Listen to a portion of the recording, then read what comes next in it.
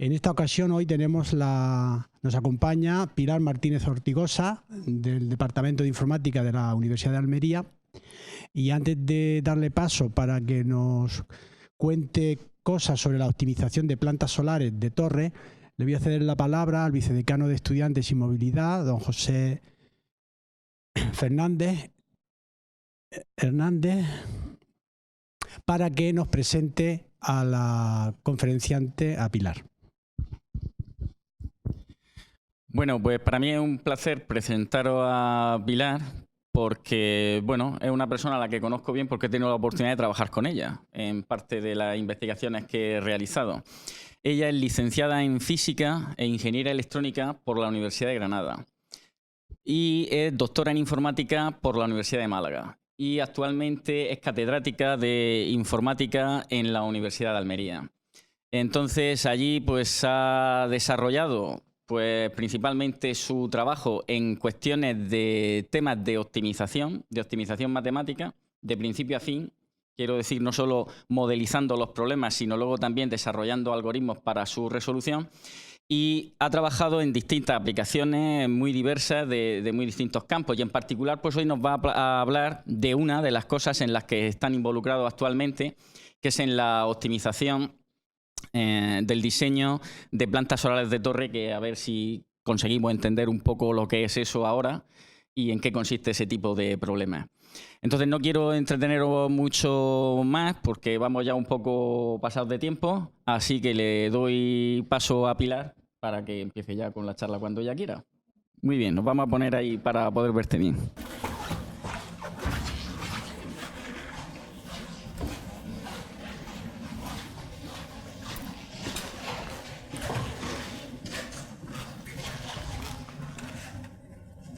Bueno, buenos días a todos. En primer lugar, quería dar las gracias a José Fernández por su presentación, a la Facultad de Matemáticas por haberme invitado, al Departamento de Investigación Operativa, de Estadística e Investigación Operativa, y sobre todo al Vicerrectorado de Responsabilidad Social y Transparencia por haberme invitado a esta charla dentro de las que tienen previstas con el objetivo 7 de la energía. ¿Vale? No voy a extenderme en mi presentación, voy a contar un poquito algo relacionado con plantas solares de torre, lo que estamos haciendo. Estos resultados que voy a mostrar son resultados de parte de la tesis de un doctorando nuestro, de Nicolás Calvo. Entonces, bueno, pues muchos de los dibujos y materiales que hay pues son los que ha hecho él. Esta charla, pues en primero voy a empezar con una introducción, aunque motivación no nos va a faltar porque estamos inmersos en la cumbre y hay motivación suficiente. Haré una breve introducción para luego pasar a describir lo que es una planta solar, todo muy por encima, y ver algunos conceptos sobre optimización y HPC. Va a ser todo muy por encima porque a mí me han dicho que no sabía si alumnos iban a ser matemáticos, la audiencia si iba a ser matemática o de otras titulaciones, entonces no voy a contar muchas matemáticas. Si pongo fórmulas es para no hacerle caso, nada que decir, bueno, pues es esto y demás, y la idea es que ver una visión más general para que pueda entenderla pues toda la audiencia.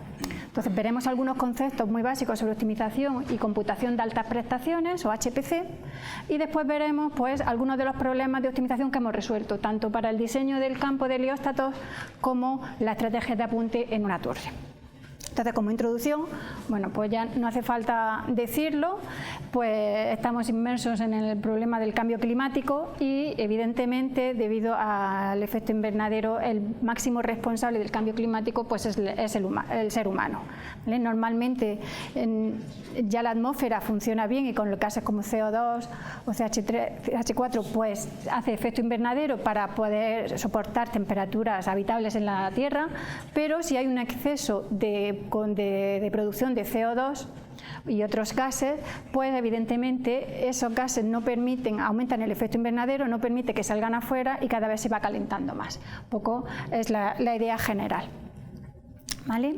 Entonces, como motivo de esto, y aunque ya llevamos muchos años concienciándonos, en la cumbre de 2015 de París, pues como ya sabéis todos, pues definieron una serie de objetivos de desarrollo sostenible, en particular 17, que por lo que veo ya se está trabajando sobre todos ellos, sobre los 17, y la idea era erradicar la pobreza, proteger el planeta y mejorar los derechos de la ciudadanía. Dentro de estos 17 objetivos, el séptimo es el que nos interesa a nosotros, que es el que está relacionado con la energía. Entonces, ¿qué se dijo sobre este objetivo? Pues el objetivo principal es garantizar el acceso a una energía asequible, segura, sostenible y moderna para todos. Porque hay un problema en relación a la energía, y es que todavía 1 de cada 7 personas en el mundo no tiene acceso a la energía, no tiene ningún sistema de energía, y de hecho 3.000 millones de personas en todo el mundo, el 40% de la población, pues tiene acceso a energía defectuosa y que no es en ningún momento nada renovable, ¿vale? El 60% del consumo o de las emisiones de CO2 se corresponden a la energía, es decir, es el mayor responsable del aumento de CO2. Entonces es fundamental disminuir todas las emisiones procedentes de la energía, ¿vale? Y además, no solo eso, sino que la energía no la estamos consumiendo bien, de manera eficiente, y podríamos reducir en un 14% ese consumo energético si lo hiciéramos de manera más óptima, ¿vale? Como dato positivo o esperanzador, pues que bueno, en 2015 el 20% de la energía que se consumía eran renovables, que tienen que seguir aumentando evidentemente, y bueno, pues esto ha creado también 10,3 millones de empleos. Entonces, el objetivo principal que se propuso para el 2030 pues era invertir en fuentes de energía limpia para que tuviera un 0% de emisiones y así reducir ese consumo y ese proceso de producir CO2, y además que esa energía estuviera a disposición de todas las zonas, sobre todo las menos desarrolladas, porque ya hemos visto que no todo el mundo tiene. Entonces, esos serían los dos objetivos: energías limpias y dotar de infraestructuras para que todo el mundo pueda hacerlo. Como resultado, pues surge el uso de las energías renovables, ¿vale? Las energías renovables las proporciona la naturaleza, son inagotables y tienen un 0% de CO2, ¿vale? Entonces no producen o no van a consumir nada no van a influir en el efecto invernadero. Energías renovables hay muchísimas. Por una parte están los biocombustibles, que ya sabéis que es como el etanol, que se utilizan para el transporte. También está la biomasa, que con la combustión de materia orgánica se produce también energía, se puede utilizar tanto para generación eléctrica como para calefacción.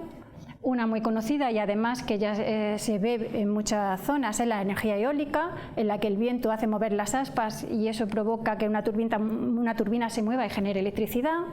Y también energía geotérmica, que sobre todo se está utilizando en Alemania, en la que se aprovechan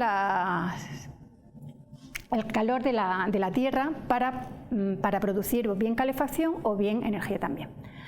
Con respecto a la hidráulica, tenemos la de los ríos, el procedente de los ríos o pantanos, en la que el hecho de que el movimiento del agua pues hace que se pueda producir energía eléctrica, como ya conocemos, y también se está empezando a trabajar con la energía marina, con aprovechar la energía del mar, tanto la energía debida a las olas como a las corrientes, incluso a las mareas. Y finalmente, por último, la energía solar, que es un poco lo que nos vamos a mover nosotros en esta charla, que sirve tanto para generación de energía eléctrica como para generación de calor. Además, presenta la ventaja que no tiene ninguna de las otras energías y que es capaz de almacenar energía. El gran problema de la energía es que la energía eléctrica es que no tenemos baterías lo suficientemente eficientes como para poder almacenarla. Y la energía de concentración, en particular la que vamos a trabajar nosotros, sí permite ese almacenamiento de energía, ¿vale?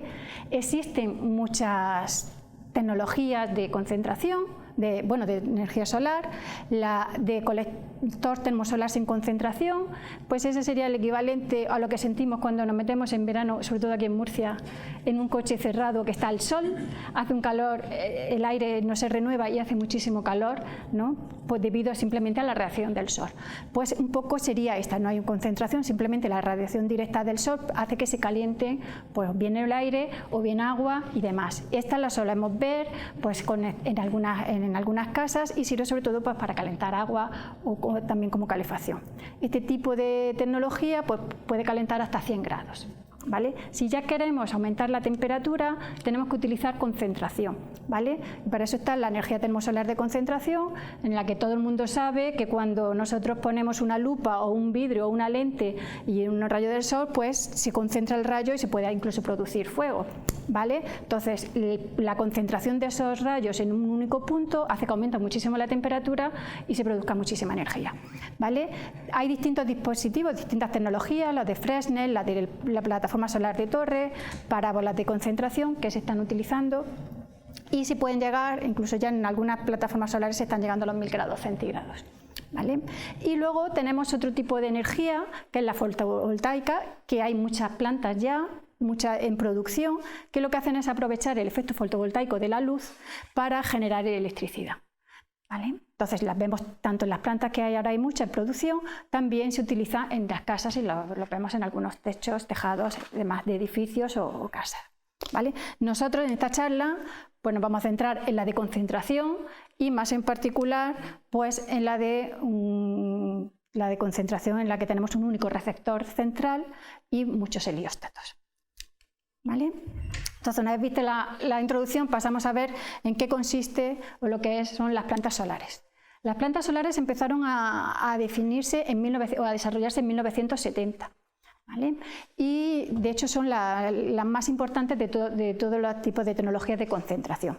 En Almería está la plataforma solar de Almería que se construyó de manera experimental en los años 80 y todavía sigue funcionando y además sigue evolucionando. Y es con la que nosotros hemos trabajado pues, para hacer todos los experimentos. Entonces, no solo se trabaja con concentración como esta del receptor central, sino también tiene hornos solares, tiene otros dispositivos de concentración, además hay muchos experimentos. Incluso algunos dispositivos que se han llevado al espacio se han probado en el horno solar de la plataforma porque así puede aguantar muchas temperaturas y muy altas y ver si sobrevivía o no sobrevivía. ¿Vale? Entonces, esto un poco pues, es con el que nosotros hemos trabajado y todos los resultados que mostramos están contrastados con los datos de la plataforma solar de Almería. Y luego también tenemos varias plataformas solares que sí son comerciales. En Almería, en España, es la de la Gema Solar y la PS10 de Sevilla, y bueno, también hay en Estados Unidos y se están construyendo muchas cada vez más grandes. La de Almería en el 80 tiene una capacidad de 1 megavatio de potencia y si os fijáis las comerciales, bueno, pues esta última tiene 370 pero se están construyendo más grandes. O sea que tienen una gran capacidad. ¿Vale? ¿Y en qué consiste una planta solar? Pues una planta solar, pues el componente básico es el helióstato. El helióstato, que lo tenemos aquí, pues son unas placas que tienen un conjunto de espejos que lo que hacen es, en cierto modo, seguir la luz del sol y una vez que la siguen, la dirigen hacia un receptor central que suele estar en alto pues para que no haya mucho bloqueo de rayos y demás. Entonces, todos los helióstatos normalmente apuntan hacia este receptor central y aquí se alcanzan pues, temperaturas muy elevadas.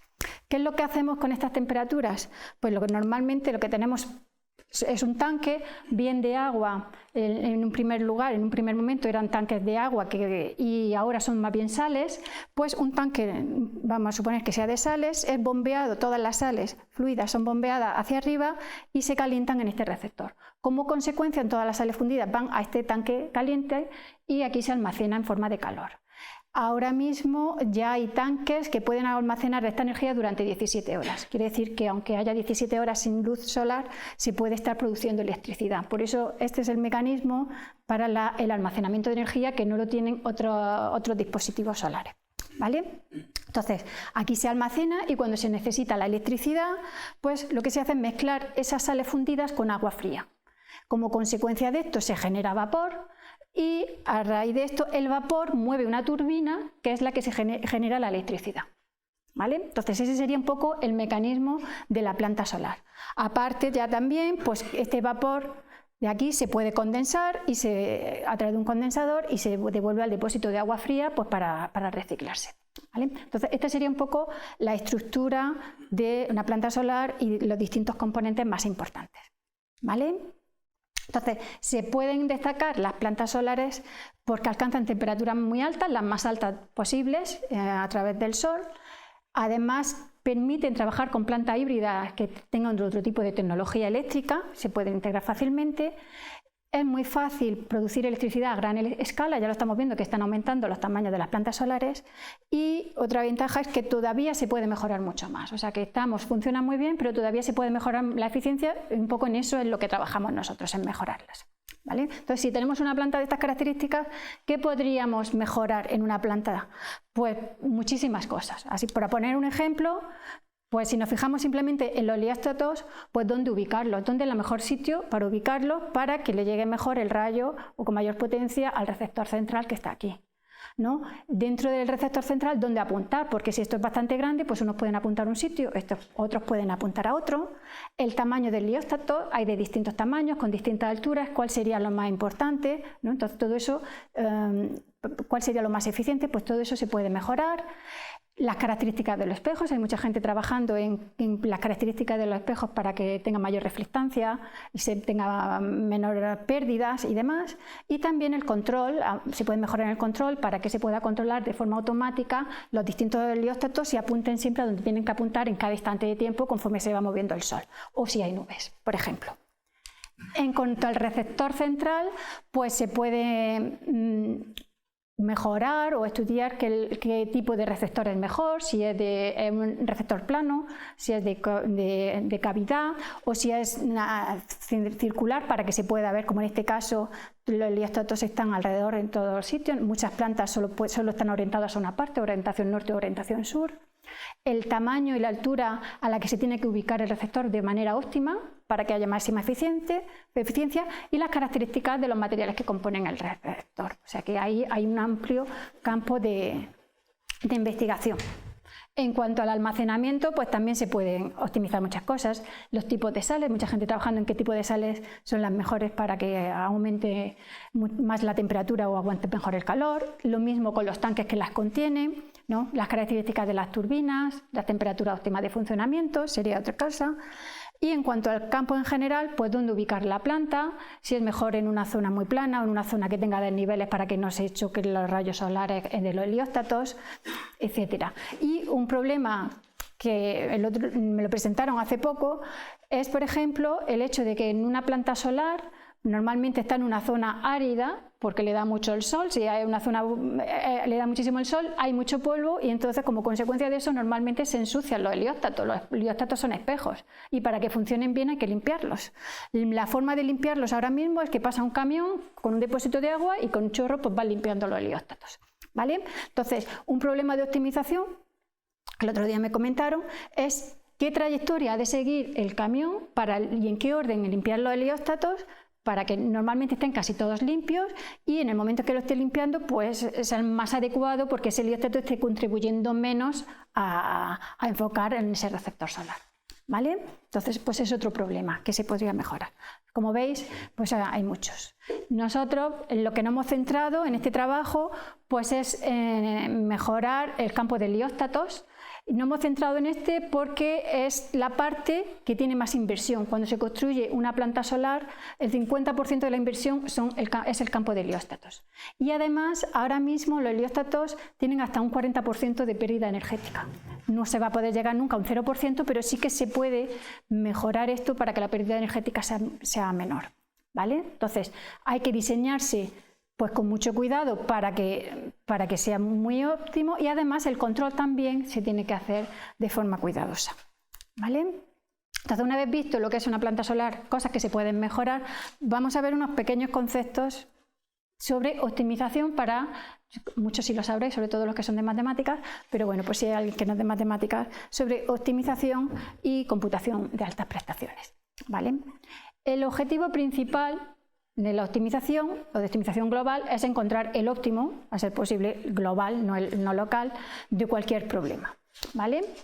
Hay un área que ya trabaja en eso y el gran problema que tenemos aquí es que muchas veces incluso no sabemos si hay un óptimo o si podemos garantizar la existencia de un óptimo. Es un problema muy complejo, ¿vale?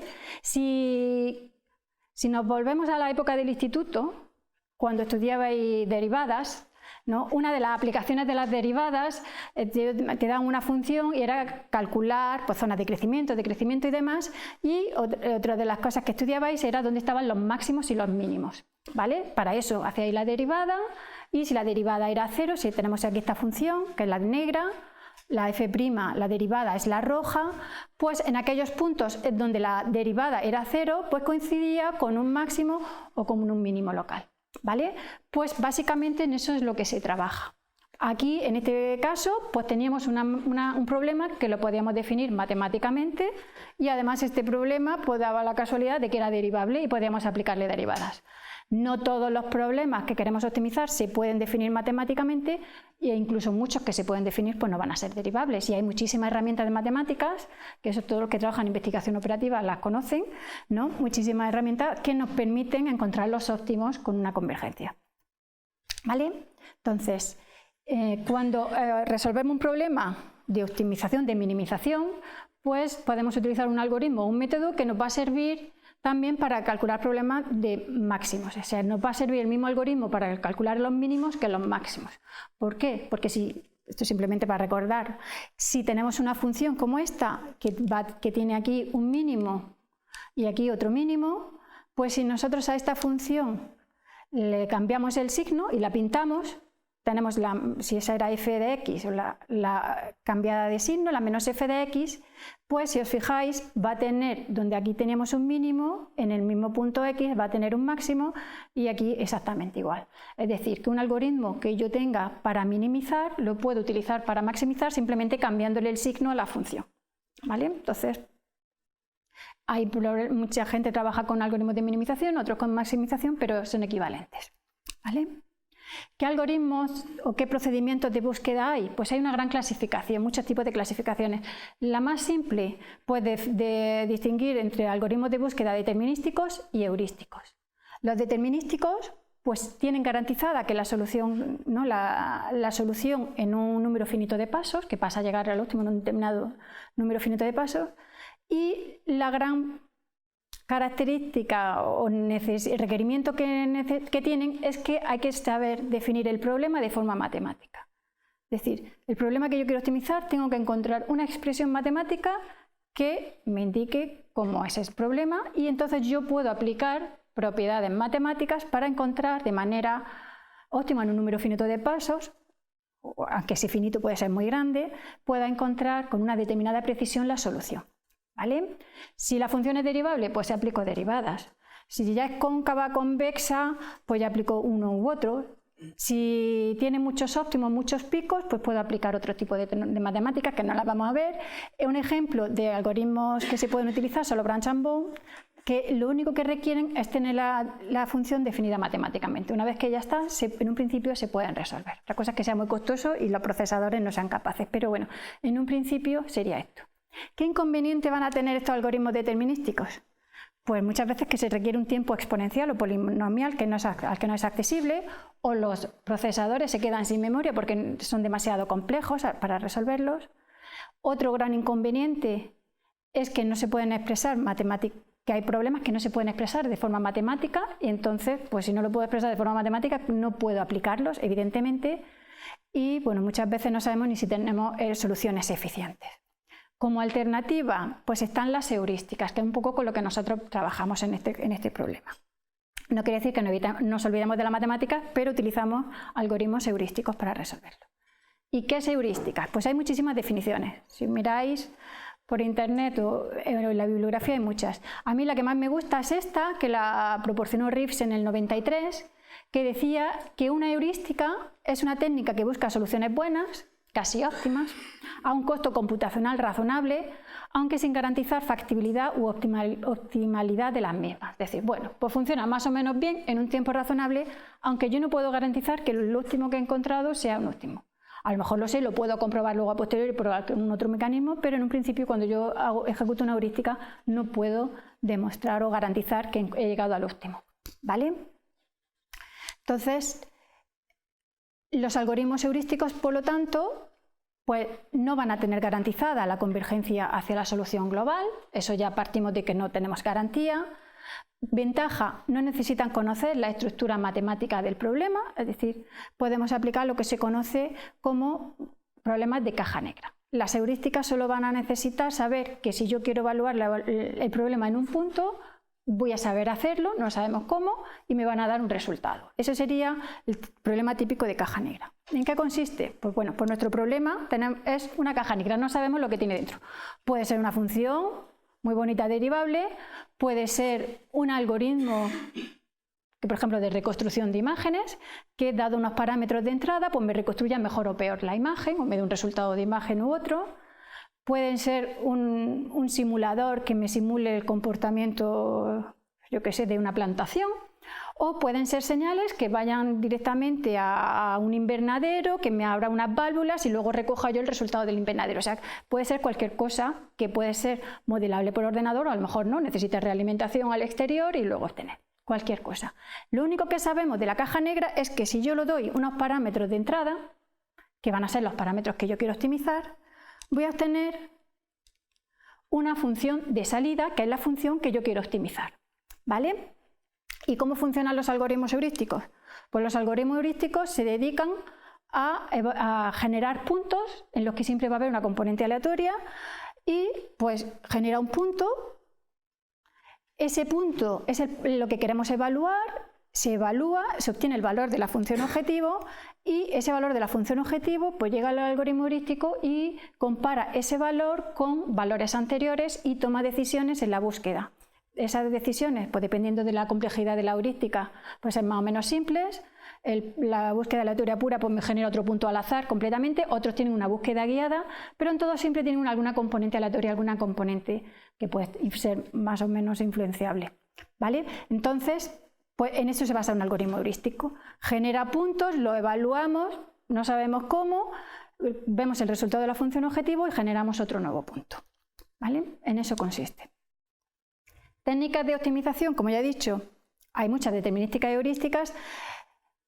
Aquí para partir podemos hacerlo de manera analítica, como lo hacía en el instituto, haciendo la derivada a mano y sacando el valor, o se puede hacer de manera numérica con ordenadores, ¿vale? Tenemos las exactas, ¿vale? O deterministas, y las heurísticas, que son las que nosotros más nos vamos a interesar. Dentro de las heurísticas están las constructivas, que van construyendo la solución, no nos vamos a meter ahora en esto, y las iterativas, en las que se va iterando poco a poco la solución para ir mejorando la solución. Dentro de las iterativas tenemos unas que son las que se conocen como basadas en trayectorias, que es que yo tengo un punto y quiero ir mejorando ese punto, esa solución, hasta tener una solución final, ¿vale? Y las basadas en poblaciones es que en lugar de tener un único punto voy a tener muchos puntos. Para evaluar, evalúo mucho y según se comporte el conjunto de puntos, pues voy generando otros puntos, ¿vale? De basadas en trayectorias, pues tenemos la conocida búsqueda local o enfriamiento simulado o búsqueda tabú. Luego explicaré un poquito en qué consiste la búsqueda local, simplemente como ejemplo. Y basadas en poblaciones, pues las primeras que surgieron fueron los algoritmos bioinspirados. Bueno, no, están los algoritmos bioinspirados y la búsqueda dispersa. Y dentro de los bioinspirados tenemos los evolutivos, que surgieron ya hace tiempo, y en las últimas décadas pues ya los algoritmos de enjambre también se están utilizando. Los algoritmos de enjambre se basan en comportamiento de distintos tipos de animales, o bien de hormigas, enjambres de partículas o el vuelo de los pájaros, y la idea es decir, bueno, pues cuando las hormigas se comportan como una colonia, al final consiguen encontrar la ruta óptima hasta el alimento, ¿no? Se pasan información de algún tipo y utilizan esas metodologías, o las de enjambre, ¿vale?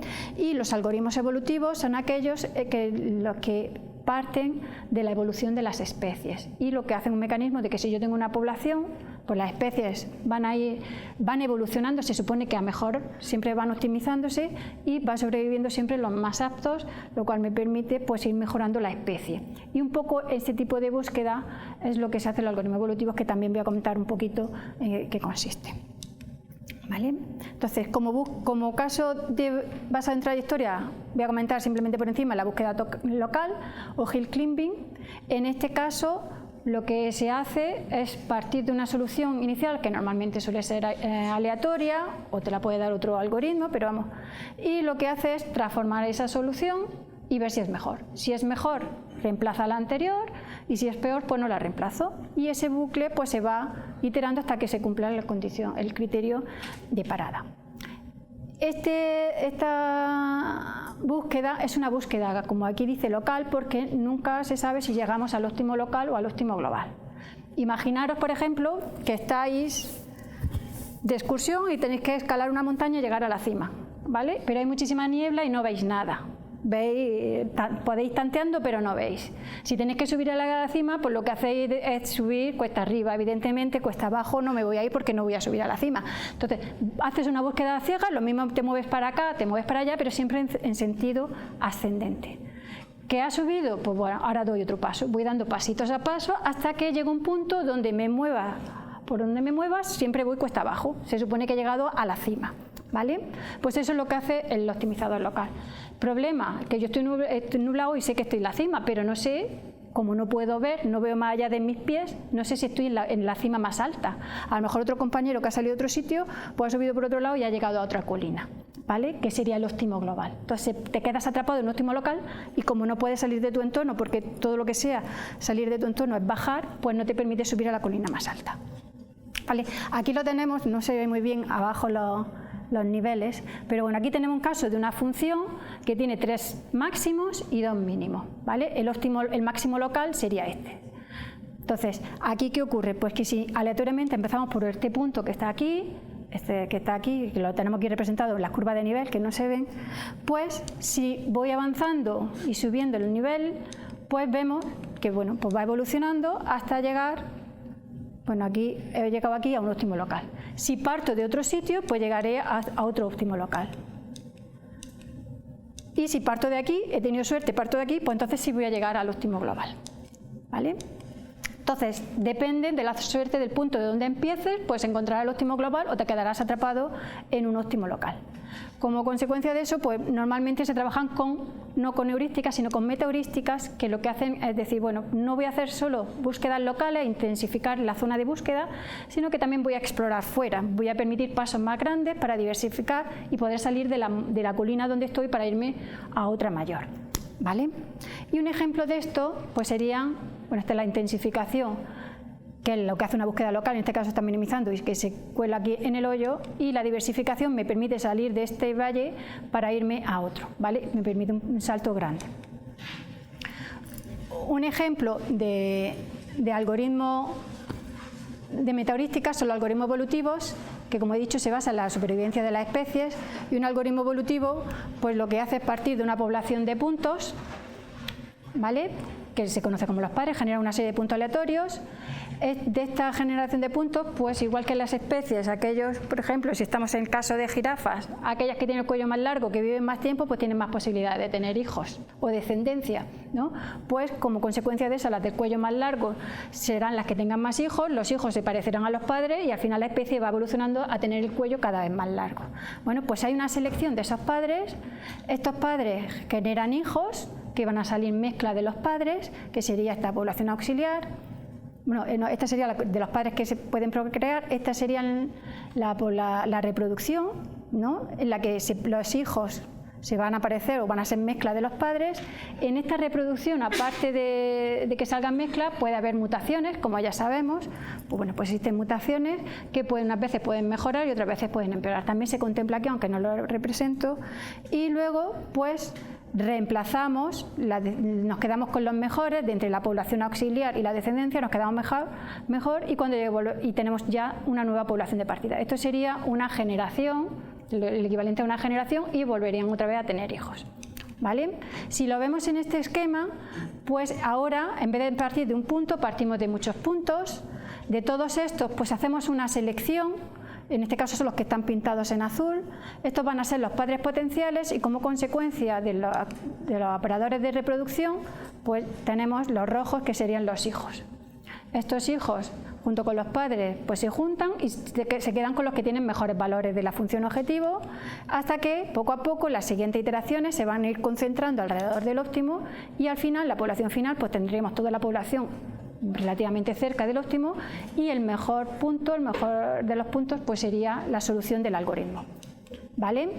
Este algoritmo lo que tiene es que siempre encuentra, si funciona bien, el óptimo global, pero no encuentran los demás óptimos, los demás máximos. Existen un tipo de algoritmos que son los multimodales, que lo que hacen es trabajar con subpoblaciones y cada subpoblación pues evoluciona hacia un pico, de tal manera que podremos encontrar los distintos óptimos locales, o si la función tiene más de un óptimo local o más de un óptimo global, encontrar todos los óptimos globales, ¿vale? Eso sería en cuanto a optimización. Como un HPC, ahora me voy a saltar una transparencia porque si no vamos a estar, simplemente decir que los programas normalmente se ejecutan o están hechos para hacerse de forma secuencial, es decir, si yo tengo un programa voy a tener una lista de instrucciones y las instrucciones pues van entrando en la CPU y se van a ir ejecutando. Y así es como funcionan los programas secuenciales. Hoy día todos los portátiles, los móviles y todo lo que nos compremos ya no tiene una única CPU, tiene varias CPUs, ya trabajan en paralelo y la idea es decir, bueno, vamos a utilizar todas las CPUs y vamos a repartir el conjunto de instrucciones entre las distintas CPUs para que tarde menos, ¿vale? Y eso es un poco en lo que consiste. Entonces yo voy a tener un problema, la idea es de que si yo tengo que ejecutar todas estas instrucciones, pues repartir las instrucciones entre las distintas CPUs para tener pues una eficiencia mejor y que tarde, pues en este caso, pues 4 veces menos. Ese sería el caso ideal.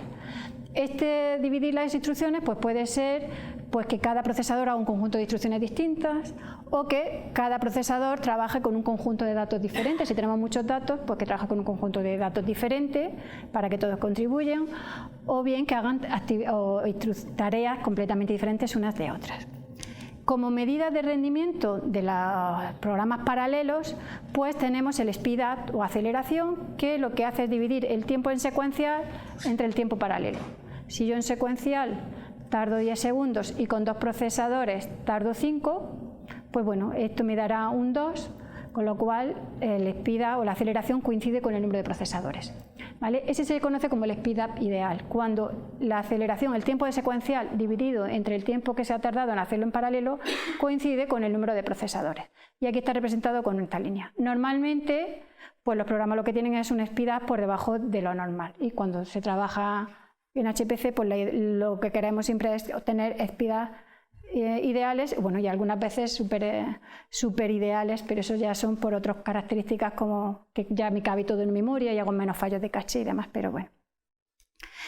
No me voy a meter en las arquitecturas paralelas porque si no, como hemos empezado tarde, ¿vale? Simplemente decir que, por ejemplo, en este caso, porque va a salir, en este caso tenemos, que es lo que tenemos ahora en un móvil, tenemos distintos procesadores con una única memoria compartida, ¿vale? Y existen programas paralelos que lo que hacen es a lo mejor dividir la memoria, cada uno pueda trabajar con una zona de memoria diferente y si tienen que trabajar con una misma zona de memoria hay que tener cuidado para que no escriban 2 cosas a la vez distintos procesadores. Pero bueno, y esto se hace en este caso con un PNMP. Lo digo simplemente porque luego va a salir algún resultado que sepáis que es el caso en el que tenemos 8 CPUs en este caso que tenemos aquí y la memoria es compartida, ¿vale? Y vamos a pasar entonces a ver problemas de optimización, ¿vale? De diseño y en primer lugar. Nosotros, de los 2 problemas que vamos a trabajar, vamos a empezar con el campo de diseño de helióstatos y lo que queremos es optimizar la zona o dónde ubicar los distintos helióstatos. Pero cuando decimos optimizar, ¿qué es lo que queremos optimizar? Pues se pueden optimizar muchas cosas, distintos objetivos. Uno es, que es con el que nosotros trabajamos, maximizar la radiación incidente sobre el receptor, que es lo que se conoce como rendimiento óptico, es decir, que el receptor reciba pues, la mayor radiación posible, ¿vale? Otro es pues, que el espacio sea lo menor posible o reducir coste de producción o muchos más objetivos. Nosotros nos vamos a centrar en este de maximizar. Para ello, lo primero que tenemos que hacer es definirnos una función que me diga cuál es el rendimiento óptimo que se tiene en el receptor, ¿vale? Entonces, tenemos que modelar y simular, definir la función objetivo y, como va a ser muy costoso, pues utilizaremos técnicas de computación de altas prestaciones para hacerlo en el menor tiempo posible, ¿vale? Entonces, como factores objetivos del rendimiento óptico, normalmente se trabaja con 2. Aquí no me voy a meter en las matemáticas, esta me da un poco la potencia de una planta, independientemente del tamaño de la planta, y este está un poco normalizado y está todo entre 0 y 1. Lo que sí hay que ver que aquí tenemos la radiación incidente y aquí tenemos el factor de eficiencia óptica total del campo, que es un poco la función más complicada. Entonces, esta eficiencia óptica para un helióstato se define como el producto de distintas eficiencias o distintos factores. El factor coseno es este, que es de los más importantes, se debe a que cuando yo tengo aquí el Sol aquí tengo el helióstato y aquí tengo el receptor, pues el rayo que viene por aquí se refleja y viene para acá. ¿Vale? En este caso, si os fijáis, tenemos un ángulo muy grande, este es el ángulo de incidencia y con este se refleja. En este otro caso de este helióstato que tenemos aquí, pues aquí tenemos el rayo, el ángulo de incidencia es menor y se refleja en el receptor. En este caso de este helióstato, que está así plano, pues realmente el área efectiva de reflexión es esta, que viene a ser el coseno del ángulo de incidencia. ¿Vale? Y en este, como es más perpendicular, pues esta área va a ser mayor que esta, ¿vale? También va a ser el coseno del ángulo de incidencia. Entonces, bueno, pues es importante saber esto a la hora de calcular la eficiencia óptica de un helióstato, tener en cuenta el coseno. Este factor, que también es bastante complicado de obtener, es el factor de bloqueo y sombreado. Si yo tengo el sol por aquí y está iluminando este helióstato que va a reflejar, resulta que esta esquina de aquí va a estar sombreada por este helióstato y entonces este no va a reflejar toda la que podría recibir porque este bloquea, que este sombrea. Igualmente, cuando este refleja, pues hay veces que refleja y parte de la luz que refleja pues va a chocar con otro helióstato y va a bloquear, ¿vale? Entonces este es un factor bastante importante que lo que hace pensar es que cuanto más alejado esté el helióstato, menos bloqueo sombreado hay, pero eso va en contra del resto de factores, o sea que es un poco una situación de compromiso. Este factor de intercepción un poco nos dice la probabilidad o la cantidad de fallos que hay cuando estamos apuntando al receptor, estamos aquí apuntando al receptor, pues no siempre hay algunos que se desvían y cuanto más lejos estés, el desvío va a ser más grande y ya no cae dentro del receptor. Este factor de atenuación atmosférica, pues lo que me dice es que desde que está el helióstato aquí, que sale su luz hacia el receptor, su haz de luz hacia el receptor, pues simplemente por la atmósfera pues se va a ver atenuada. No nos vamos a meter, simplemente es una función que depende de la distancia que haya entre el helióstato y el receptor. A mayor distancia, mayor atenuación, con lo cual lo que interesa es que estén lo más cerca posible. Y este factor de reflectividad, nosotros en nuestro caso lo hemos considerado constante porque se supone que va a ser constante para todos los helióstatos de nuestro campo, pero no tiene por qué ser así. ¿Vale? Aparte, cuando estamos diseñando el campo, tenemos que tener en cuenta que no se pueden poner dos helióstatos encima del otro, uno que choque con el otro. Es decir, a la hora de diseñar tenemos que tener un margen de seguridad en la que, dado un helióstato, va a ocupar una zona y el otro no puede estar dentro de esa zona. Eso quiere decir que tenemos una serie de restricciones que no las vamos a ver a la hora de simular o a la hora de calcular esto, a la hora de calcular dónde ubicar los helióstatos. ¿Vale? Entonces, para resolver este problema tendremos que resolver, si queremos calcular la eficiencia en un año, pues dividir el año en instantes de tiempo. Para cada instante de tiempo calculamos la eficiencia de cada uno de los distintos helióstatos, la juntamos y pasamos al siguiente instante de tiempo. O sea que es un proceso bastante costoso. Entonces, nosotros podemos decir que nuestra función objetivo es como un modelo, el resultado de una simulación en la que simulamos todos los instantes de tiempo. Entonces, esto sería un poco el proceso de evaluar la eficiencia. Pues para cada día del año vemos dónde está ubicado el Sol. Con eso ya calculamos ángulos y demás y podemos hacer, pues para cada helióstato, calcular los subfactores que hemos definido, calcular el factor instantáneo y avanzar en el instante. ¿Vale? Bueno, y todo eso pues hay que hacerlo para todos los días o todos los instantes del año que se hayan definido. ¿Vale? Esto nosotros lo vamos a ver, como esto es un algoritmo de simulación, pues como una caja negra en la que lo único que sabemos es que cuando le damos la localización de los helióstatos tenemos como resultado el valor de la función objetivo, que es la eficiencia anual. Y con eso pues ya podemos optimizar con este valor de la función objetivo. El resultado sería algo como esto. Esta es nuestra caja negra, ¿vale? Que es la que simula todo el campo y con todos los instantes de tiempo y me da el valor de la eficiencia anual. Ese valor de la función objetivo me viene aquí en mi algoritmo de optimización que genera nuevos parámetros para determinarme dónde ubicar los helióstatos y volver a ser evaluado. Esto sería un poco la metodología que se sigue. ¿Vale? Entonces, bueno, pues aquí tenemos problemas de optimización muy costosos, las variables pueden ser no convexas, nosotros vamos a definir la función objetivo como una caja negra o black box y como la evaluación consume mucho tiempo, nosotros la hemos paralelizado y hemos hecho distintas formas de paralelizar el trabajo. No lo voy a contar, pero bueno, aquí lo que hemos hecho es dividir el campo, el campo de helióstatos en parte. Cada procesador trabaja con un conjunto de helióstatos. Esta es la que peor resultado da. Otra que es dividir todos los instantes de tiempo, todos los que yo tenga que calcular, y darle a cada procesador un conjunto, ir dándole distintos instantes de tiempo conforme vaya terminando.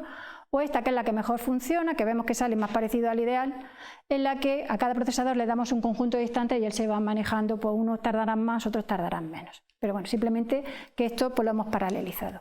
Y vamos a ver cómo optimizamos el campo. Entonces, hay distintas formas de optimizar o de ubicar los helióstatos. El que más se ha utilizado hasta ahora en la literatura y el que más aparece es el que está basado en patrones, porque lo que hacen es seguir un patrón. Ese patrón va a estar definido por un conjunto de variables, que normalmente van a ser pocas, y entonces lo que hay que optimizar es ese conjunto reducido de variables, porque una vez que ya sepamos a variables, ya se colocan los helióstatos siguiendo ese patrón. ¿Vale? Entonces, como antes no había mucho procesamiento de cálculo, pues se utilizaba este porque era más sencillo. Otro mecanismo, el despliegue iterativo, que es decir, bueno, pues yo pongo aquí todas las posibles ubicaciones de los helióstatos y voy eligiendo cuál es la mejor. Una vez que ya tengo aquí, pues cuál sería la siguiente mejor, teniendo en cuenta el bloqueo y el sombreado, y así sucesivamente. Y voy construyendo el campo poco a poco.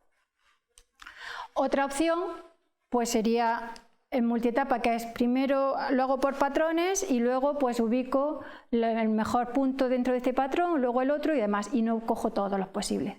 Y el que es más complejo, que también lo hemos abordado nosotros, es el que supone que cada helióstato tiene un par de coordenadas X e Y y yo tengo que optimizar cada una de las distintas coordenadas de todos los helióstatos. Si estamos trabajando con 700 helióstatos, pues tendremos 1400 variables, ¿no?, a optimizar, o sea que ya es un problema bastante complejo.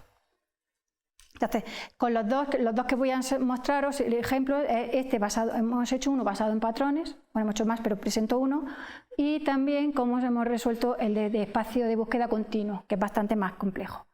El basado en patrones hemos cogido esta de la espiral biomimética, que se utiliza mucho porque los campos son muy compactos y tiene la ventaja de que solo tiene dos parámetros, el A y el B. Sabiendo los valores A y B, pues sabemos dónde se va a ubicar cada uno de los distintos helióstatos. Sabemos el R y este tita.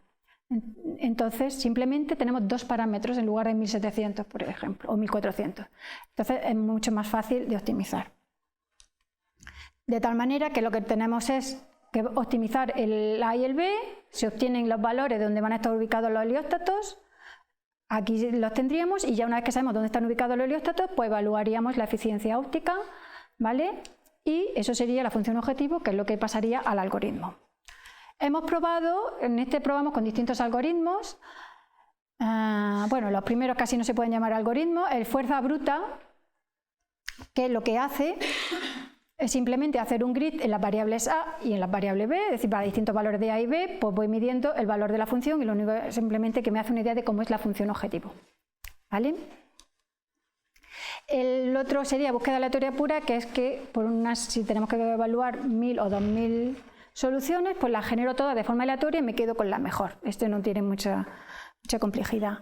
Hemos utilizado también un algoritmo genético, similar a lo que yo he explicado antes del evolutivo, no lo voy a comentar, y hemos utilizado también un algoritmo que hemos desarrollado en el grupo, que es un algoritmo evolutivo y que tiene la capacidad de encontrar todos los óptimos, con lo cual es multimodal, y además lleva incluido un optimizador local que hace que se llame mimético. ¿Vale? Entonces, este algoritmo lo que hace es intentar buscar en todos los óptimos de la función, en este caso en todos los máximos, y va a trabajar entonces que en lugar de con una población, con un conjunto de subpoblaciones.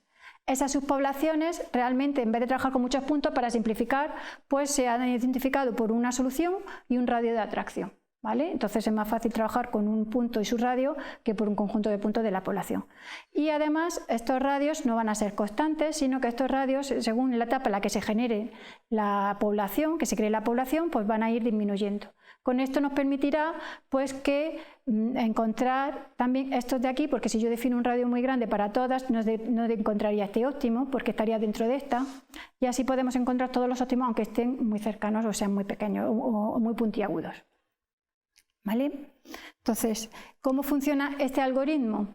Pues este algoritmo, que va a tener un conjunto de poblaciones o especies, aquí se llama especie, lo que hace en un principio es partir de una única solución aleatoria en todo el espacio de búsqueda y aparte de optimizarla, pues lo que tiene un mecanismo, entra en un bucle, que el mecanismo lo que hace es crear especies, fundir si hay dos están muy cerca, eliminar especies si tenemos más de la cuenta, optimizar y volver a fundir. O sea que es un mecanismo básicamente de crear especies y optimizar especies.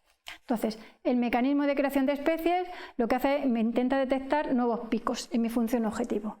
Para eso, ¿qué hace? Pues si suponemos que tenemos aquí 4 especies, que son cada uno de los círculos, aquí esta que es muy grande, para cada especie generamos puntos aleatorios dentro de su radio de atracción y una vez que lo hemos generado, cada 2 puntos del parse se va calculando el punto medio. Y si ese punto medio tiene un valor de la función objetivo que es peor que los 2 miembros del par, se supone que este y este están en colinas diferentes y por lo tanto este va a ser una nueva especie y este también. Entonces ese es el mecanismo para crear nuevas subpoblaciones o nuevas especies, ¿vale? En cuanto al proceso de optimización de especies, lo que hace es llamar a un optimizador local como lo que hemos visto antes. Es decir, cada una de las especies llama a un optimizador local y si va encontrando puntos mejores, la especie se va moviendo. Con esto lo que se intenta es que si yo tengo una función como esta, con estas especies o representantes de poblaciones, al aplicar el optimizador local, pues van a ir subiendo cada uno a su montaña, a su cima, ¿vale? Este sería este algoritmo. Como resultado, lo que hemos obtenido, bueno, aquí representamos diferentes campos de helióstatos, de 50, 250 y 500 helióstatos, y aquí representamos los resultados de los distintos algoritmos, el fuerza bruta, el de búsqueda aleatoria pura, el genético y luego. Y se mide, bueno, se ve la eficiencia, la desviación típica y desviación estándar y el tiempo que se ha tardado. Como se puede ver, aquí que está marcado en negrita, el que obtiene mejores resultados es luego con respecto a los demás. En este caso no hay muchas diferencias porque la configuración del A y el B pues, hace campos que sean muy robustos, pero la pequeña diferencia que hay entre huevo con respecto a los otros, que se puede ver que es muy pequeña, eso puede suponer ahorrar en una planta unos 60.000 euros al año el hecho de poner unos valores o poner otros, o sea que sí, al final sí repercute. ¿Vale? En cuanto al problema de optimización de campos, suponiendo que cada helióstato se puede ubicar donde quiera, de manera continua, que no sigue ningún patrón, pues es un problema muchísimo más complejo. Si tenemos H helióstatos, tenemos 2H parámetros a optimizar, ¿vale? Entonces, hemos diseñado un algoritmo genético que, bueno, tiene algún conocimiento específico del problema, sobre todo para la solución inicial. ¿Vale? Lo hemos implementado en paralelo y como los algoritmos genéticos no trabajan con restricciones, por lo que le hemos hecho la función objetivo es darle una penalización, es decir, si va a haber tal donde yo lo he generado aleatoriamente, va a haber solape entre uno y otro, pues lo que voy a hacer es que ahí se le voy a dar una función objetivo muy mala, un valor de la función objetivo muy malo, lo voy a penalizar de tal manera que no se va a seleccionar a posteriori, ese se irá descartando por el propio mecanismo de selección del algoritmo, ¿vale? Entonces, bueno, simplemente lo hemos hecho en paralelo y es un algoritmo de genético normal. Tampoco solo decir que la solución inicial, en vez de ser aleatoria, pues sí se ha hecho con una distribución radial, como podéis ver, que, bueno, aquí hay grupos que están más o menos separados, porque pues esto evidentemente es mejor que una aleatoria y partimos de una solución mejor. ¿Vale? La selección de padres por torneo no la voy a explicar, pero bueno, de aquí se eligen 4 y el mejor de ellos pues se coge y luego se vuelve a hacer otro torneo para seleccionar los padres. ¿Vale? La aceleración que hemos obtenido para este problema cuando lo hemos diseñado en paralelo, pues si os fijáis es casi ideal. Esto porque hay mucha carga de trabajo, cada procesador puede trabajar mucho, entonces la aceleración es ideal. Y en cuanto a los resultados que hemos obtenido, este sería nuestro campo, uno de los campos óptimos que se han obtenido, pues esto es el campo de la plataforma solar de Almería.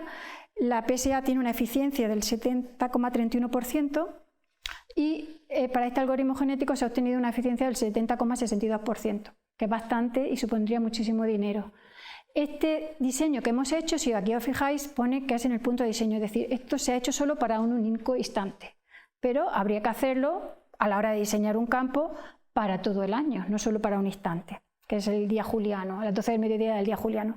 Entonces, cuando se hace para todo el campo, es un problema tremendamente complejo para que lo resuelva el algoritmo genético tal cual y no saca tan buenos resultados. Entonces, diseñamos otro que un poco mejorará esto en el sentido de que hacer el problema, reducirlo en tamaño para que sea capaz de resolverlo. Entonces, en este caso, pues lo que hemos hecho, bueno, esta sería la complejidad del problema, en este caso lo que hemos hecho es decir, bueno, pues como el Sol es simétrico con respecto a la planta, es decir, cuando está amaneciendo al final vamos a tener casi lo mismo que cuando está atardeciendo, vamos a tener simetría, pues vamos a aplicar esa simetría de tal manera que podemos dividir, si este es mi campo de helióstatos, pues yo voy a trabajar solo con la mitad.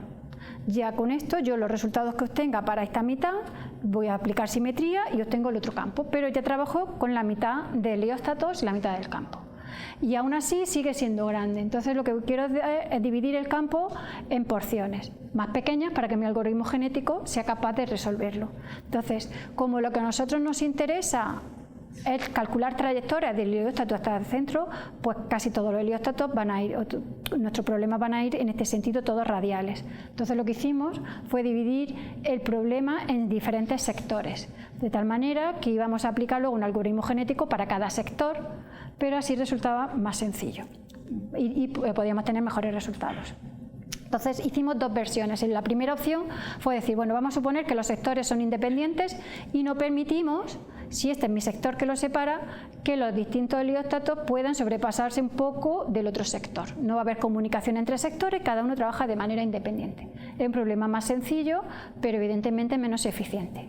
Y probamos con ese y probamos, bueno, esto es aplicar la simetría, si tenemos este resultado, pues y luego aplicamos la simetría como quedaría el campo.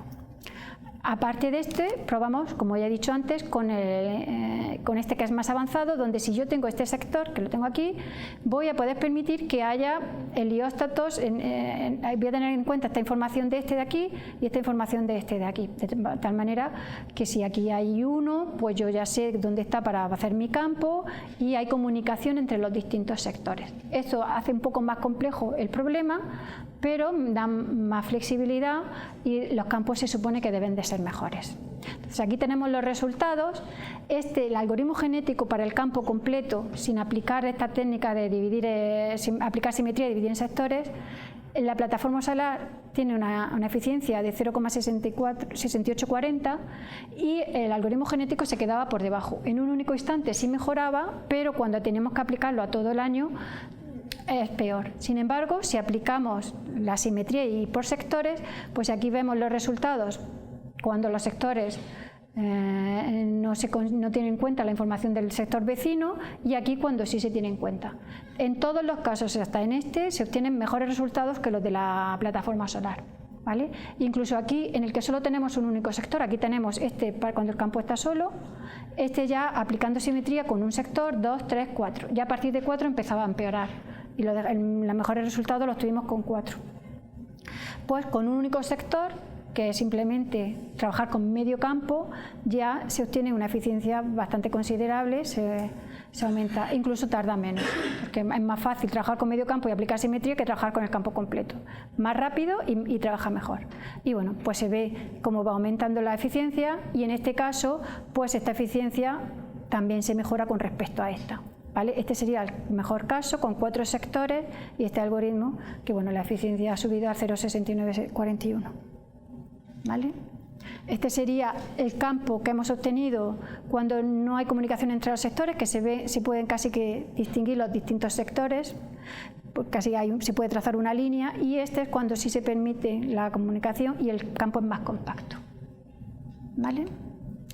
Eso sería en cuanto a problemas de diseño del campo. Ya nos queda problema de estrategia de apunte, con esto acabo, y en este caso estamos en el caso de que ya tenemos ubicados los helióstatos y ya lo que queremos optimizar es a dónde apuntar, ¿vale? ¿Cómo hacerlo? Esto es un gran problema porque normalmente en el receptor no pueden todos enfocar al mismo punto porque habría un punto muy caliente y los otros no. Tampoco puede haber un gradiente de temperatura muy elevado porque si en un punto está muy frío y otro muy caliente se puede romper el receptor, entonces hay que tener cuidado con eso. Entonces, ¿qué es lo que queremos optimizar normalmente aquí? Pues aquí lo que nosotros nos hemos propuesto optimizar es que la forma o la radiación que viene de aquí sea la que queramos, o sea que nosotros podemos decir queremos que sea plana, que todo sea una distribución uniforme, un mapa de flujo uniforme, o que queremos que tenga forma de gaussiana, la que nosotros queramos, pues decimos cuál es la que queremos y tenemos que optimizarla para que la diferencia entre la que queremos y la que obtenemos pues sea mínima, ¿vale? Entonces, la función objetivo a optimizar en este caso es la diferencia entre la distribución de flujo deseada y la obtenida, ¿vale? Para eso también pues hay que aplicar matemáticas y definir cómo va a ser pues esa función de flujo en el receptor, ¿vale? Bueno, aquí tenemos que definir nuestra función objetivo y también hemos utilizado HPC.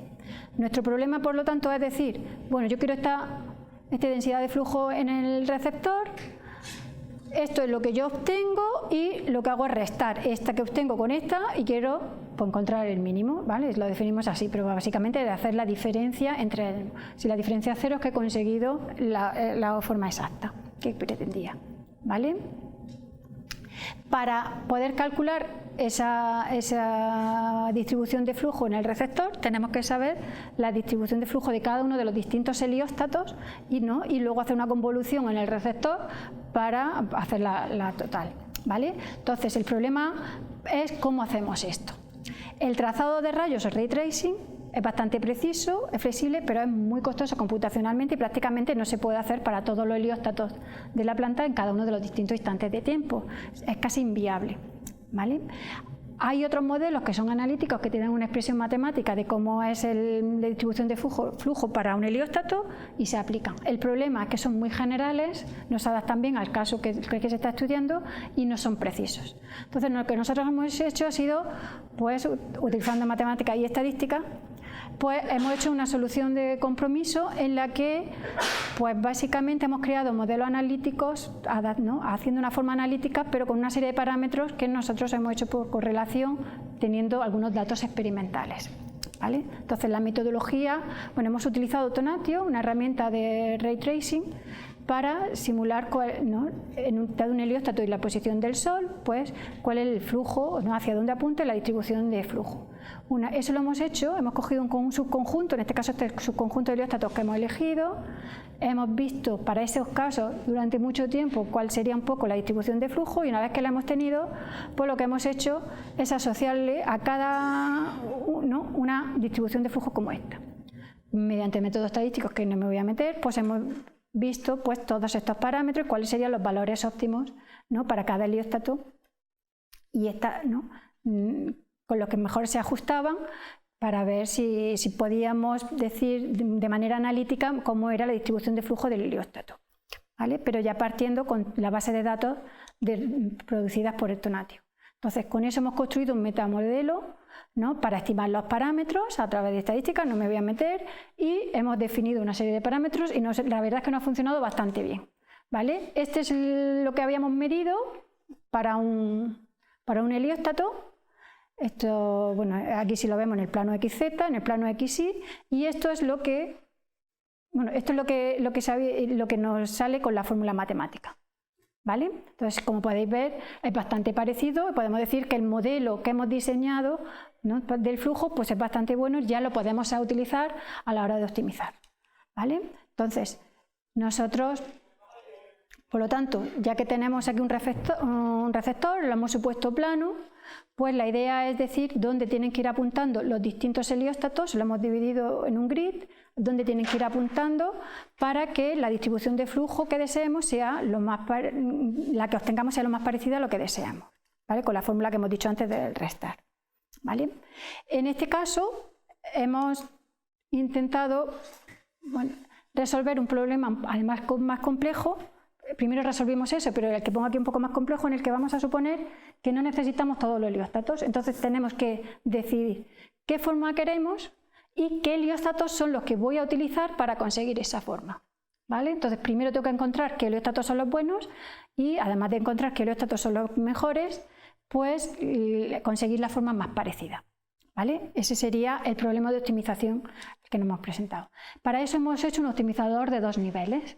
Primero hemos utilizado un algoritmo genético para seleccionar los helióstatos y una vez que ya tenemos seleccionados los helióstatos, pues aplicamos un método del gradiente, que es como a calcular derivadas, similar, porque tenemos una función analítica, para encontrar el mejor punto de enfoque de cada uno de los distintos helióstatos, ¿vale? Esto es bastante complejo porque, bueno, un algoritmo genético, si decimos que este es nuestro individuo, pues si tenemos aquí los 700 helióstatos o 500, pues aquí tenemos 500 valores posibles y un cero medido indica que no está activo el helióstato 1. En este caso, un 1 significa que sí está activo el helióstato 2 y así sucesivamente. Entonces, nuestra población pues, va a tener tantos numeritos aquí, tantas cifras como el número de helióstatos tengamos y van a valer 0 o 1, pues si está activo o no está activo. Una vez que seleccionamos nuestra población con ceros y 1, pues tenemos que saber cuál es aproximadamente la densidad de flujo que se obtiene con ese conjunto de helióstatos para poder medir, ¿vale? Entonces, lo que hemos hecho como primera aproximación es ordenarlos en forma de potencia. Este es el más potente, el que tiene más potencia, este el siguiente y demás. Y una vez que yo tengo la población, pues me vengo al primero, que está seleccionado, y el primero pues apunta a la zona más potente de la zona deseada, la zona más potente del flujo que yo quiero desear, que yo deseo. Entonces, pues si este contribuye con una cantidad, le restamos esa cantidad a la forma que yo deseo y voy al siguiente y así sucesivamente voy disminuyendo la cantidad de flujo total que yo necesito y la forma, y estos van a ir apuntando hacia esos picos. De esa manera tengo una estimación, ¿no?, de la densidad de flujo producida por este conjunto de helióstatos. Y con eso pues yo voy a trabajar mi algoritmo genético. ¿Vale? Tengo aquí mi conjunto de helióstatos activos y el valor de la función objetivo. Y con eso pues yo hago un algoritmo genético normal. Genero la población inicial, selecciono progenitores, los reproduzco, los cruzo y los muto y los reemplazo y así. De esta manera, aunque la forma de calcular el apunte no sea la exacta, pero nos da aproximadamente una buena selección de helióstatos. Una vez que ya tenemos seleccionados los helióstatos, pues en cada iteración el mejor individuo de la población se le aplica una técnica de gradiente, ¿vale?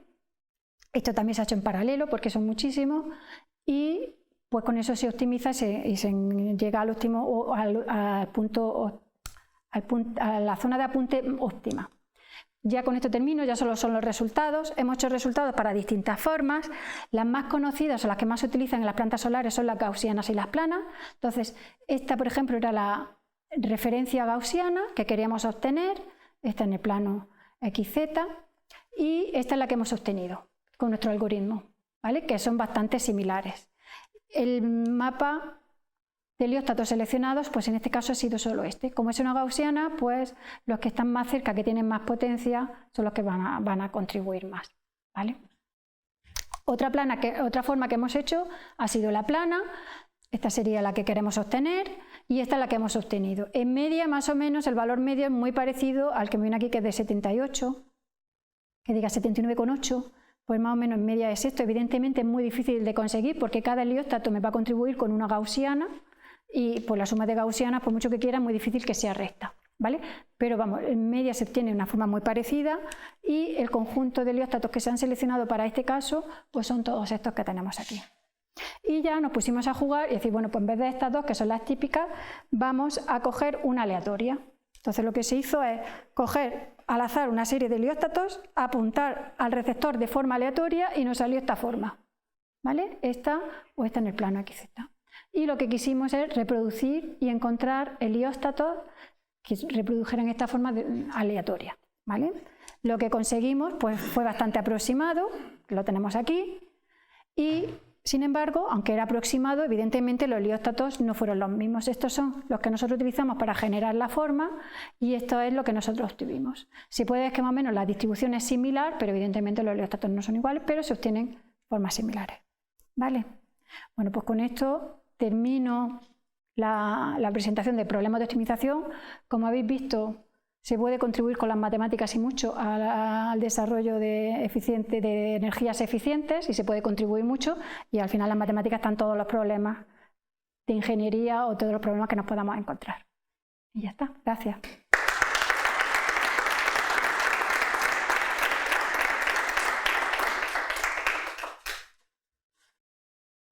Bueno, pues es el momento de las preguntas, que no sé si alguno tendrá alguna pregunta que hacer a la conferenciante. ¿No? Se han quedado muertos. Sí, lo has dejado. Bueno, desde luego es sorprendente ver aquí la gran utilización de matemática que hay en los problemas. Te quiero hacer un par de preguntas de lo que has hecho. Me ha dado la sensación de que habéis dicho que cuando utilizas el problema del receptor para ver dónde, que lo habéis considerado como plano el receptor. Sí. ¿Pero son planos? Hay algunos que son planos y otros, los primeros eran todos planos, o son de plano o de cavidad que están un poco metidos para adentro, pero el plano es el más sencillo, que es el que hemos considerado. Hay planos, hay de cavidad y luego los que se están poniendo ahora que son cilíndricos, que le puede dar lo haces desde cualquier punto, que son por eso los campos nuevos ahora son cilíndricos, pero los primeros campos y el de la plataforma, que es el primero, pues solo está orientado hacia el norte porque según cómo pasa el sol, pues la zona es más eficiente. Vale. ¿Y hasta qué punto cambian las técnicas que hay que aplicar desde un punto de vista matemático el hecho de que el receptor sea plano a que no lo sea? Las técnicas matemáticas básicamente son las mismas. Lo que pasa es que ahora la forma de a dónde tienen que apuntar, si es de cavidad, ya tienes el problema de que si es cavidad, es decir, si yo tengo el agujero para el receptor, pero realmente los sensores están aquí, pues es más complicado que el rayo llegue exactamente ahí. Claro, porque si es curvo, el ángulo de incidencia con que llega también... Quiero decir, un helióstato cuando te lanza uno plano, vale, sé dónde va a ir y cómo va allá, pero ya si es redondo, dependiendo de a qué parte le dé, el ángulo de incidencia, claro, ¿eso influye también? ¿O el ángulo de incidencia con que llega reflejado el rayo al sol o no? ¿O calienta de forma igual? Calienta más o menos, se puede decir que aproximadamente es igual. Yo creo que aproximadamente a la hora de diseñar se debería el cilindro hacerlo como pequeños rectángulos, sí que fueran apuntando a pequeños rectángulos, hacer como un octaedro o más rectángulos dependiendo ya de la escala. Pero a la hora de consideración es lo mismo, porque bueno, si no impacta exactamente aquí, está un poquito torcido, no creo que sea problema, porque al final es calor, da igual si te llega por aquí o por aquí en ese punto. Otra pregunta, ¿los helióstatos de los que estamos hablando son espejos normales y corrientes? No son espejos normales y corrientes, ya tienen una superficie, hay mucho trabajo y mucho de diseño de ingeniería en espejo, pero al final es un espejo. Pero es un espejo, quiero decir, no funcionan con electricidad ni cosas raras, es un espejo pulido de alguna manera. Exacto, es un espejo. El helióstato luego está sobre unos paneles, los espejos están sobre unos paneles que sí se pueden girar para aquí, para arriba, para abajo, ángulo azimutal y demás, pero son espejos. Lo que pasa es que no son los espejos de nuestra casa, evidentemente, pero sí. Y la última pregunta. Aquí, por ejemplo, en Murcia, campos solares así de torres no tenemos, pero sí tenemos de los otros que has enseñado plantaciones de estas solares bastante. ¿Hasta qué punto es más eficiente una opción que la otra? Ahora mismo, el problema es que las de torres son más caras, pero tienen que las otras. Poner las otras son más baratas y te dan energía muy rápida, relativamente rápida, mucho más fácil montar y son más fáciles de controlar. El problema es que no puedes almacenar la energía tal y como en la torre, entonces no son válidas si tú quieres luego o tienes una zona donde no tienes durante la noche, no puedes generar electricidad, tienes que utilizar otro tipo de energía alternativo. Con esta, simplemente con la solar, podrías. Evidentemente al final se van a trabajar con muchas, pero podría. La otra no, la otra son más baratas, simplemente con tener el terreno ya lo tienes y son las que están en producción. Empezaron con las fotovoltaicas, que es lo más rápido, ahora se están haciendo los de Fresnel, que hay muchos así cilíndricos parabólicos, pero dan menos calor, las temperaturas son menores, son menos eficientes y no se puede almacenar. Entonces, en un principio, el paradigma o lo mejor de lo mejor son las de torre. Otra cosa es que es más caro, se están empezando a poner ya mucho en Estados Unidos, en China, en la India, se están empezando a poner de torre y muy grandes, excesivamente grandes, y esto va a ir a poco, pero yo creo que será el predominio, por lo menos en zonas con mucha superficie para eso. También tiene que estar alejado, porque en la plataforma solar no veas tú la de palomas muertas o pájaros muertos, porque si se ponen delante del receptor, evidentemente de la radiación, pues en un momento crítico muchas aparecen allí muertas. O sea que es un riesgo también, entonces no pueden estar tampoco en cualquier sitio.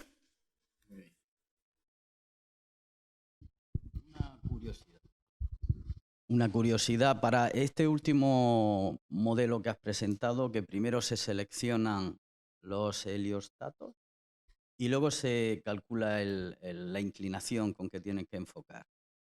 el número de heliostatos que eliges termina generándolo un genético que va poniendo ceros o unos en el vector y hace la selección.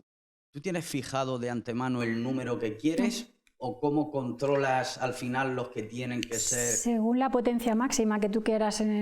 Tú vas poniendo helióstatos y tienes que alcanzar la potencia que te dicta. Entonces, si la potencia es más alta, necesitas más helióstatos. Si son más alejados, necesitan más porque dan menos potencia que los que están cerca. En el caso de la gaussiana, que era muy sencillito porque la forma gaussiana es muy fácil, con unos poquitos que son los más cercanos, que son los que tienen, pues ya lo consigues. Sin embargo, si empiezas a distribuir y están muy lejos, pues las atenuaciones y demás necesitan más para conseguir la potencia. Entonces, él lo va haciendo solo. Básicamente, el número viene determinado por el mínimo de la diferencia entre la energía que has estimado que buscas y la que te están dando. Claro, y si necesitan más, pues van poniendo más, los hijos van saliendo, la descendencia va saliendo con más, y si te has pasado, pues la tendencia va a ir disminuyendo. Nosotros hemos aplicado esto ahora, estamos poniendo en un ciclo de control en la plataforma, donde ya lo estamos probando en tiempo real, y con un controlador, esto lo ponemos como un punto de partida, pero evidentemente luego lo real no es exactamente lo que hemos hecho aquí, pues si te pones a medir, y con un ciclo de control lo hemos hecho, y al final el controlador, cambiando uno o dos como mucho helióstatos, es decir, quitar o poner uno o dos, ya funciona bien. O sea que los resultados son bastante buenos, sabiendo que ahora mismo no estamos midiendo exactamente con el dato real. Muy bien, pues ya está. Muchas gracias, Pilar, por haber venido y por Gracias a vosotros habernos por haber enseñado invitado. un poco todos estos problemas y las matemáticas que hay detrás. Muy bien. Bien.